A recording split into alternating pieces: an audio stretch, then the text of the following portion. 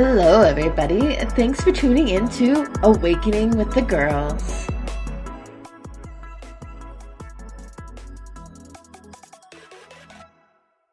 Okay, hello everybody. Thanks for tuning in to Awakening with the Girls. Shannon Shine here, and I have another friend that I am excited to have introduce herself, and we're going to talk a little bit about her awakening journey and just kind of go from there. So, Sarah, why don't you tell us a little bit about you and kind of what got you really started and diving deeper into your spiritual journey?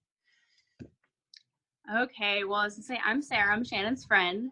What really started with my awakening journey was just mostly seeing that I have the ability to help so many people. I was highly clairvoyant as a child, and just like a lot of people told me that I was crazy, so I numbed it all, put it all back. Well, and then I also struggled with drug addiction. So I was always sensitive to the energies of people around me. I had no idea. I was picking up their energy and I had no idea. And then it comes to find out, whenever I finally got clean and sober, my gifts came back. And I was like, oh my goodness, I'm seeing dead people. I'm not hallucinating. Turns out they're real. So it has been a journey of how to really deal with those, like how to deal with them, how to cope with them, how to realize what's mine, what's not mine, and basically just being here for the bigger picture of what's really going on. So I am grateful that you're here and willing to share your experience, because I think that it is so important for people to know that it's okay to shift perspectives, shift lifetimes. You basically had a lifetime shift. You were dealing with a lot of heavy spiritual gifts. It pushed you down a path that maybe wasn't what you expected your life to be. And somehow it led you back to this journey that you seem to be really excited to be on right now. Would you say that you've been using the spiritual journey to help heal any sort of attachments to those sort of like addictions or maybe darker habits that you weren't as proud of? Yes, it's funny that you actually bring that up specifically, because I have, addiction is a disease that runs in the family. It has given me a whole new way of opening up and understanding that, we're just humans, we're never going to be perfect. Growing up, I had high expectations of myself. I was always in the smart classes. Like, I thought I would be going to school and being a nurse. I thought I would have my, like a double doctorate degree by now, but that didn't happen. Sometimes life has other plans for you.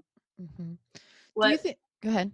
Oh, I was just going to say, what really woke me up was an ex that changed it all.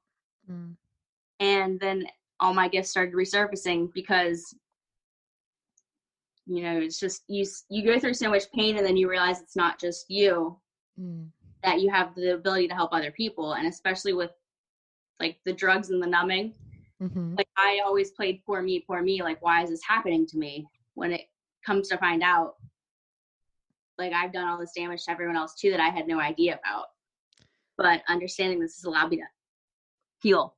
Yes, I think that the spiritual journey is a different term for the healing journey for so many people.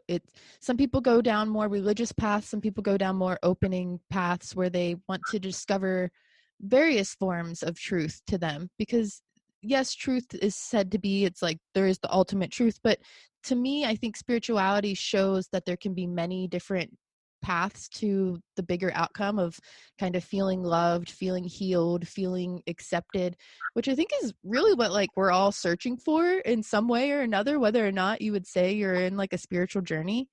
I love that you brought up that there was a relationship that really changed your perspective, because I talk about that a lot too in a lot of different podcasts and things like that, because the people we surround ourselves with can really alter our journey, whether that is by putting it to a stop for a while or amplifying it and making you realize what's like truly important to you. But if you don't mind, I want to talk a little bit about before you dove deeper. So you mentioned having the addictions in the family, and I too come from a family of addictions, and I too went kind of down that path for a while because my gifts were so strong. Do you think that maybe that is what led you down sort of that path for a little while? Were you experiencing an intensity from something maybe you couldn't explain, or what was kind of your first experience with spirituality? My first experience with spirituality was, I would really say, having to do with the first time I got sober. I started meditating, I started doing yoga, and I started seeing that it had the calming effect on me Mm-hmm. that actually more so gave me the tools to deal with the abilities and to breathe and realize what was going on versus just numbing. Mm-hmm. And go ahead. I was just thinking about how you also kind of started using energy healing and things like that too. So I'm curious about that. I'm just kind of excited to hear about your journey. So keep flowing with it. Okay. Well, energy work to me, it more so found me, and I didn't even really know what it was. I just remember being 18 and going to festivals and seeing all the chakras and people with crystals and energy healing. I had no idea I had a gift. No idea. But it found me. And then I started studying Reiki. I had all my attunements, but I had never really done anything with the abilities. Mm-hmm. But then I started studying under, his name is Mel Brand. And that's when I really met all of the energy workers that I know now. And I will be honest, I even had the doubt in the back of my mind, like, is this really real? Am I really helping people? You know, I saw that other people believed in it too, and I had felt the shifts before, but nothing like until I started working with Mel Brand. Mm. And I've had this discussion with, some people, like, it's not for everyone. Some people are like, why would I do that? But I had this discussion yesterday with a friend, and she's like, well, if the worst comes down to it, you feel nothing. Like, Exactly. there is no worst case scenario, like going to the doctor, like you might die after this. Mm. If anything, after a couple sessions, sometimes it takes people a couple times to really feel the effects of it, just because some are more sensitive than others. A lot of it has to do with how much energetic weight we carry, which you don't realize it. It's kind of just like the emotions, we hold all of this in and you don't realize it until you get triggered, and then all of a sudden all these emotions come out, which is where the energy healing comes I love that. I think people don't realize that energy healing is honestly a lot of emotional healing. in. It's Oh going back and really analyzing how things affect you. And a lot of people like to think that things don't bother them later, like they've healed from things in their childhood or they haven't held on to this, that, or the other. And I do a lot of like healing hypnosis, meditation practice, past life type regressions, and things like that. And I find that there's almost always something hidden in the subconscious for someone that's holding them back. So the ability to really accept Reiki also comes from being able to relax. And it's really hard for a lot of people to relax, especially on the first session.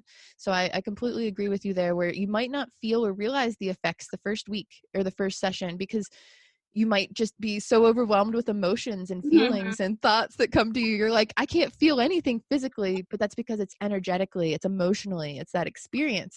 And much like you said, it's not going to hurt you to receive love and energy and healing from the universe.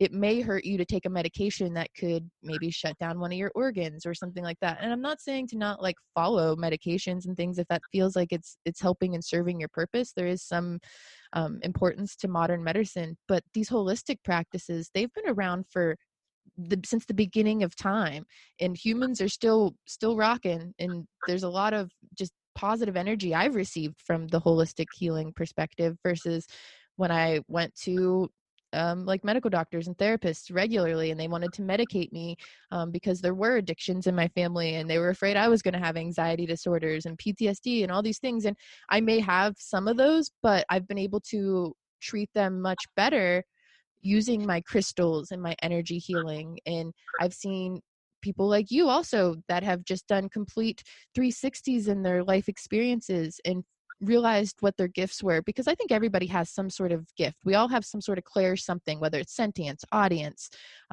clairvoyance, whatever. In it's those senses enhanced, but being willing to accept that that's really possible seems to be so hard for so many, because they don't want to be told they're crazy or weird, or that what they believe in isn't real. And you seem to be experiencing that a lot as well, is going through that shift. What has been some things that have helped you realize that you're not crazy through all of this? The biggest thing was going on my first ghost hunt and witnessing in physical, tangible evidence as much as you can that there are other spirits there. Mm-hmm. Because I went on my first ghost hunt and I unknowingly played medium for the first time ever, which was like more than 100,000 pounds lifted off my shoulders because I could feel the different anxieties. I could feel the traumas from different people. For someone who has always struggled with anxiety, it was the biggest relief off of my shoulder to really be able to understand what an empath is, because like it's just, I've grown up my whole life, feeling like this oddball. I always thought there was something wrong with me. Turns out there's not. It turns out I'm highly sensitive. But even this journey has been, I can't even put it into words how much better I feel that I am able to accept my gifts and finally stop calling myself crazy. Mm-hmm. Because it has been a process, a long process, because it's a long process of learning to love and accept yourself as you are. It's very true. In what really pushed you to finding that acceptance? Was there, you said there was an ex that changed it all. Was there a turning point? Was there something that just kind of clicked for you that's like, this is my belief and I'm going to follow it? Well, the first was the ex, because I actually did a healing session on him. This is before I was trained, so this was all intuitive.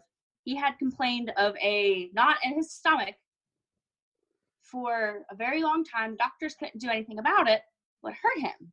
So he woke up one morning, he was in so much pain that he begged me to do energy work on him.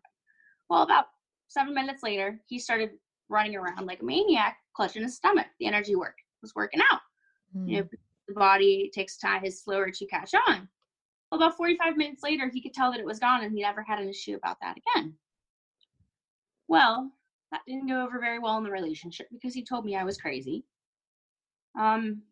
Started to believe it, started to doubt myself. After the ending of the relationship, I knew it would eat me alive. I knew what I experienced was real. But first, I had to heal from that relationship. So it's been about 3 years of a long process of journey of love and self-acceptance. And here I am 3 years later, stepping into my power, no doubts. I will not let anyone tell me I'm crazy. I will be able to stand in my truth. And that's basically it. I think it's beautiful. I think it's powerful and a beautiful statement to claim your truth, because this might not be for everyone. This may not be everyone's cup of tea. It may not be what's going to work for them. But the fact that it's working for you, and it seems to be giving you and many other people who have taken this path a much more positive outlook on life. Like, I can say that you and I we went on a very similar journey. We had very similar experiences, even with very similar people or some of the same people. And the amount of exhaustion it was through that journey for me personally to try to stand in my truth. I there were many times I almost just gave up. It was almost just easier to go with society and to think that I was crazy and to not want to follow my dream. And I honestly, I don't know if I would even still be alive if I would have just sat back. If I would have just sat back and allowed that person or the ex that changed it all for me to not let me see my truth and to not let me have the friends that support me. Like, I wasn't even allowed to communicate with others that were kind of in this alignment. It was very isolating. In the relationship when I was in it, it was very scientific based. I was always being blasted with some sort of science that there was not actually any proof for. There was never like a train of facts. It was just this person's science and what they believed, and that was fine. I think each person should be able to really have their own opinion, but if it's working for me, then who's to say I'm crazy versus somebody who wants to take, I don't know, 30-40 medications a day and be numb on a couch. That's okay too, because that's their choice. They've chosen to accept that that's their lifestyle. And I'm not here to judge that, but what I am here to do is say thank you to people like you who have really broken out of that box, that stigma, that expectation to just go with the society norm, and have instead educated yourself. You said at the beginning of this discussion that you thought that you would be a doctor with multiple degrees and or a nurse and all these things, but instead you're a healer of a different kind. You're allowing yourself to show up in, you have no need to write prescriptions or medications. You instead will hold space for a person to release their trauma or to come back from the spirit realm and connect with someone so that they can have peace and their spirit can evolve into something else. That's something that took a while for me to accept. I personally hate the word medium and psychic. They're not my favorite terms because it's different than that. I just hold space as like a channel or a radio for spirit to kind of come through, because they they want peace too, because they're still living just without a physical body. Energy can't be created or destroyed, at least in my perspective. No, you're right. And it's just, I love that topic because over the last 2 weeks, since I've really, discovered my abilities that I can't deny it anymore, and I have begun playing with them, also with the energy work that I've been learning over the last year, I have doubted myself until I've worked with people who are not necessarily so open with this, but they came to me looking for help. I have been able to help a couple of women.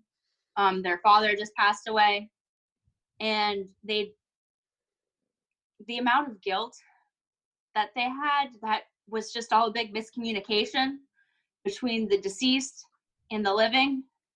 I can't put it into words how grateful I am that they have let me help them, that they have trusted me, And then I've also, just with the energy healings, just when you really dig deep into it, I have personally been able to help someone. She was a healer as well, but she had a nose job, which not only affected her physically, but it also shut off her shamanic powers. So it shut off her third eye. And then she has been dealing with some depression as well. So I have been able to help her actually visibly decrease the, the inflammation and swelling in her nose, which, since I've been studying this new program for about a year now, all she's ever talked about is how she's wanted her sight back and how she just wanted the swelling down in her nose to go down. Well, here we are a year later, and we're working on it together. And I was able to open her heart center enough to remove enough trauma that she can sing with love again, And it's just like, when you hear stuff like this, like, I know I've really found my calling, and it just, you can't put it into words because we actually work directly with the feelings. We encourage people to feel their emotions versus bottle them up. So it's like we're almost working with the direct cause, versus a holistic approach versus, Western medicine, which is fine, but they just treat the symptoms to each their own. But that's just what has really brought me so much joy. Right. I too thought at one point I would be some sort of doctor or nurse or somebody that would help heal in that kind of way. But I've noticed that it's more important for me to learn about somebody's history, like what their experience has been like, what their childhood was like, and not even necessarily just from like a therapist or a psychology perspective, but in a way to just understand them as a human better and to be able to be there for them in their tribe, in their community. And I think that is really important. And it's also helped me connect with people's energy better to, again, like work with them and their loved ones that have passed over, which seems to be something that you're really diving deeper into. And I think you might have had a few questions about that. Yes, I did. I just wanted to ask you, what was your first experience with a dead person? Okay, so a dead person. So it's a little of a rocky story. It actually starts out more with an angel than a dead person, but it helped lead to that point. Basically, my journey started when I was about 4 years old, and I saw or felt, it's hard to say saw because I saw it internally. It was in my third eye, but it was more like a light in, I guess, the physical world, and it gave me this download or this internal knowing message, for lack of a better term, this internal message that my mother wasn't going to be here forever. So imagine a 4-year-old trying to understand the concept of their mom not being there forever. And I didn't quite get it, but I knew that this angel or entity was telling me, and they were preparing me because they told me that it was going to change my life forever, and it was going to make me understand things in a much different way when I was older.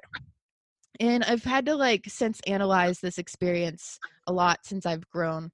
And people have even asked me like, how do you know that this happened? You didn't make it up in your head. Like, you were 4, how do you know? And it's like, this is something that is very ingrained in my existence.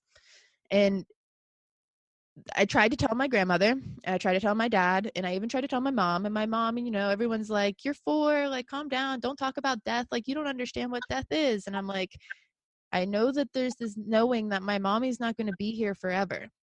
So when I was 6 years old, my mom passed away, and what happened was everybody kind of was in a panic. And of course, I didn't quite understand death at that point, but I very much knew that the entity had told me it was going to change life forever. My aunt always likes to tell me this story about how I looked her in the eyes in the middle of the waiting room and just said, "Nothing's ever going to be the same again, is it?" And she said, "Wow, I don't know how you know that, but you're right. Your life's about to change." And it was like that moment had replayed from when the entity or energy had told me that. And I've since connected, like I work with angels. That's part of, or I call them angels because they're an entity that I can't really explain, and they have names to me like Michael. And there's very common collective energy that connects with the Archangel Michael as a protector. And that is who I think this entity was that came to me. So after my mom passed away, it took her a couple of months. It wasn't something that was instant. And I cried about it because this entity had told me I would still be able to talk to her, that she would talk to me in a different way. And I kept thinking like, I lost her and this thing lied to me. And then I wondered if I manifested it, even though I probably didn't know what manifesting was at 4. I was like, did I make this happen? And it started happening in dreams, but my mom would come to me and she basically confirmed that she understood that I was telling her the kind of warning her what was going to happen. And she started coming to me in dreams and would help me connect with other people. And I had several experiences like this with her and then other loved ones. I realized that I was also connecting with my great grandmother before that. I didn't realize it. That's why I said it kind of started with the angel before I realized who I was connecting with, because I had never met my great grandmother, but I'm named after her. My middle name is after her. And she had been telling me that there was a part of her within me. So I've been channeling that energy basically my whole lifetime too. So I've had this like weird connection to the people that have passed over, or spirits that have passed over my whole existence.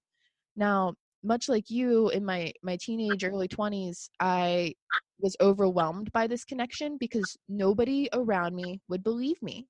I was telling my grandmother that there were these energies that were talking to me, and they wanted to think maybe I was schizophrenic, or maybe this was just how I was dealing with the trauma of losing my parents who died. Because after my mom died, I had these energies. I had another experience with a house we moved into after my mom died with a ghost. A guy had killed himself in the house that we had moved into. No one had told me, but he had actually hung himself and shot 2 dogs in the bedroom that I was given. So I had that kind of entity experience once. And then soon after that, my grandmother passed away, and she told me when she had passed away, like my grandmother on my dad's side was the one who came to me the quickest. I knew the moment she passed because she passed in the room like up the hall from me, and she told me as she passed. And then she too kind of went into what I call the transitional period. There's a transitional period after death where people have to go through basically a life review. Are you familiar with that, or is that something you've connected with at all? That is something I was able to witness and just barely understand through my last 2 weeks. Okay. Well, I'll elaborate on it if you would like. Yes. Okay, so the life review and the way it works for me in channeling energies is they always say that your life flashes before your eyes when you die. And what I've been kind of understanding from my downloads from spirit is that it does, in a way. You are the one who makes the judgment when you pass over. And sometimes people get stuck in this holding period, especially if it is an unexpected death, a suicide, a murder, or like a car crash, or just something like super instant, not necessarily an illness or expected, they sometimes get stuck in the holding period just a little bit longer because they have to analyze what just happened as well as relive the cycle, and make that judgment. And for a long time I struggled with the idea of judgment day. Like I ran from religion because there was this concept in my head of this old man that was God sitting on a throne at the gates of heaven that was going to judge me when I died. And I was like, what is this vision? Why are we giving this to people? Because it's not necessarily how I perceive it, and that's not how spirits have downloaded it to me. Instead, it's kind of more like you go through the flash of all of the most important life experiences you've had. And at the end of that, you get to decide what you basically have earned in that respect in your heaven or your hell. So you are your judgment day from my perspective. So that's why it's so important to live a life that you love and that you're proud of, and to follow your own heart rather than the judgment of others or the expectations of others. Now, obviously, you don't want to hurt people or harm people or put people in danger because you're the one that has to judge that. And unless you have no sense of empathy, then you're going to feel that pain. And I think that's why as healers, or those of us that are resonating and becoming or holding space to be healers for others, we feel this pain and this empathy in this reality so that we can help others kind of go through that judgment before they reach that crossing period, so that reincarnation is easier. So the holding period, like I said, can last anywhere from a couple days to a couple months. I've had a couple that have lasted a couple years. And through what I do as a channel, I help people connect with those families. I've helped a couple of people who have been kind of stuck. I don't know if you've ever seen the movie When Dreams May Come.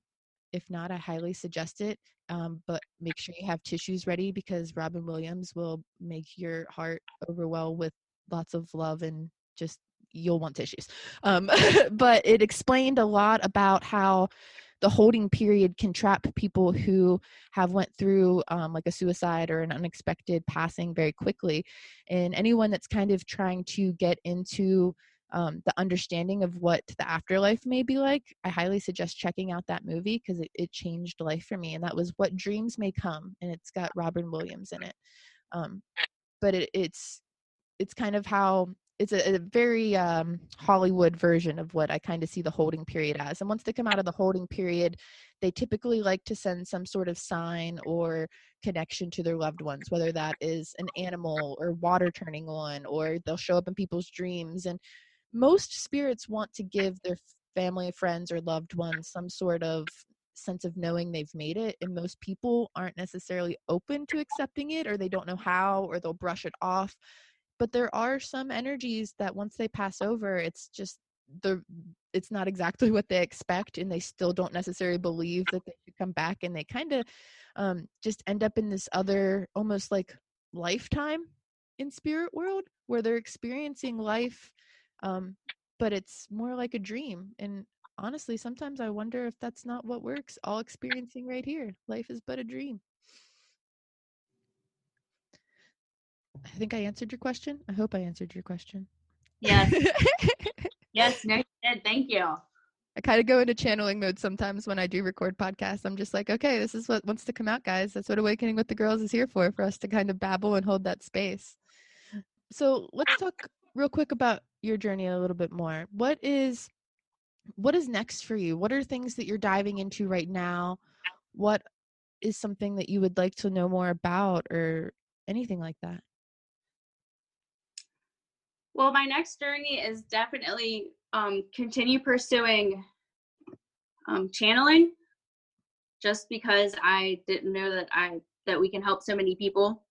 And just with my few conversations I've had,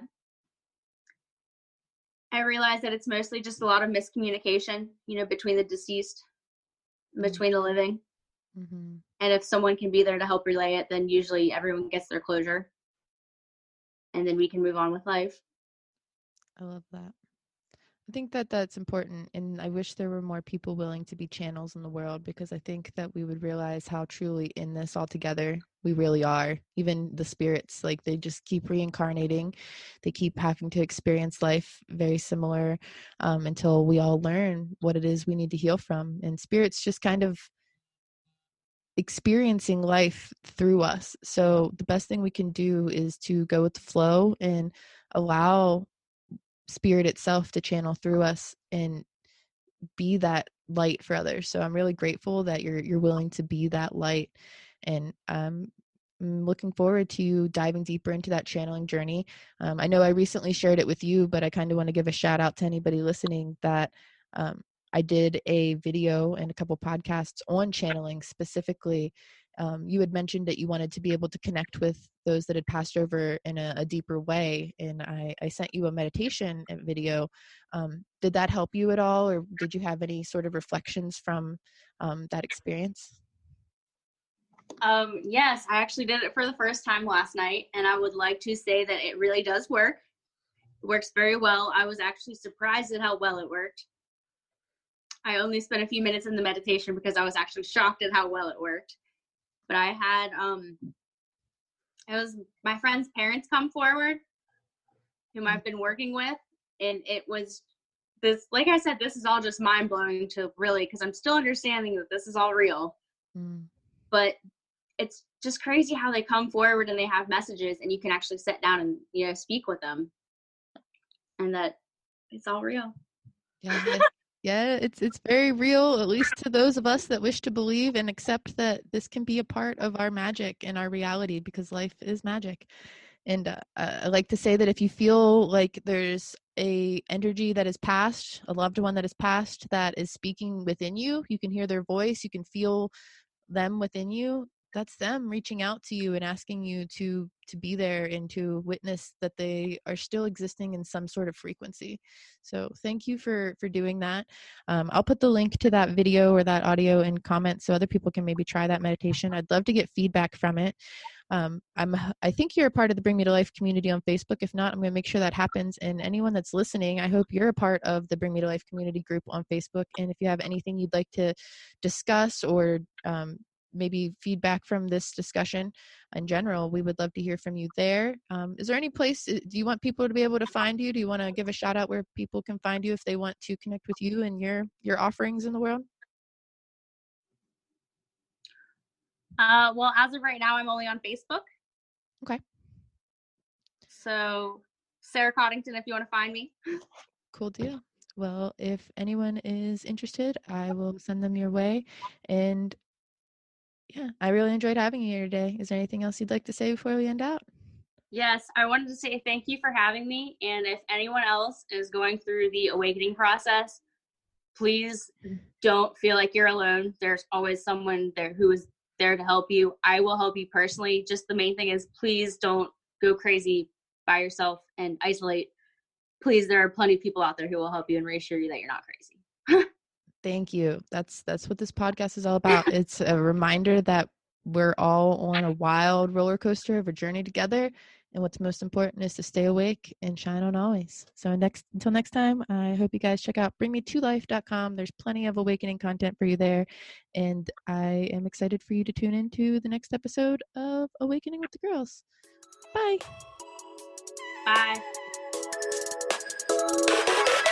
Bye.